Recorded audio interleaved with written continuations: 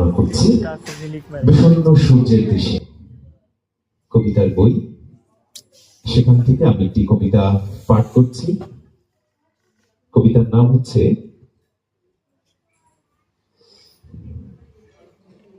হারানো চাঁদের ছায়া। হারানো চাঁদের ছায়া নেমে আসে নিঃশব্দ মাঠে, ঘাসে ভেজে শিশির, রাত্রি গায় এক পুরনো গান। আমি শুনি দূরের নদী কাঁপে সোনালি আলোয়, তবু সে আলোয় আজ নেই তোমার মুখের টান। একদিন এই চাঁদের নিচে হাত ধরেছিলে তুমি, বকুলের গন্ধে ভেসে গিয়েছিল হৃদয়। এখন সে বকুল ঝরে যায় একা একা, আর আমি সেই মাটির নিচে প্রবহমান সময়ের শব্দ। নিস্তব্ধ রেলপথ ধরে হেঁটে যায় স্মৃতি, তার পায়ে বাঁধা ধুলো আর একটু চাঁদের ধোঁয়া।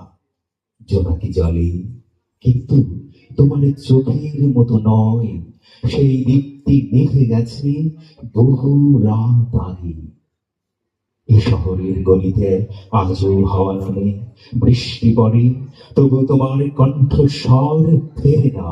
আমি আকাশে খুঁজি তোমার মুখের লেখা, কুয়াশার ভেতর শুধু জেগে থাকে শূন্যতা।